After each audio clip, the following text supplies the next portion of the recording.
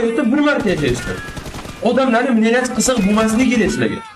Hech qaysi odam, masalan, bittasi sizlarni ko'p debdimi, yoki bittasi dalbayob debdimi, yoki bittasi sen yibaqa, manqursan, yoki sen kofirsan debdim. U yerda kamchilikda bittasi kofir deb yozilgan.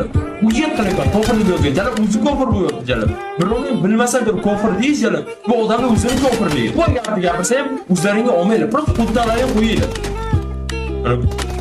Nima qilib aytganda? O'zlaring xohlaysizlarmi, o'zlaring qilinglar. Nimadirga harakat qilyapsizlar, nimadir qilinglar. Qonundan chiqmaydi. Qonunni buzmaydi. Qonunni buzsalaring gegi. Menga o'xshab yerga olib borishadi, yozdirib, yozayotgan narsani yozdirib, qilgan ishlaringga yarasha javob berib ketishlaringga to'g'ri keladi. Menga farqi yo'q. Meni xohlasa butun O'zbekiston yomon ko'rsin, butun O'zbekiston e'tiromga aylansin. Hech kim yaxshi ko'rmasin. Nima qachon taslim bo'lmayman. O'zimning ichimda ketaveraman. Yomon ko'radimi, yaxshi ko'radimi meni odamlar? Menga farqi yo'q. O'zimning yo'nalishimda davom etaveraman.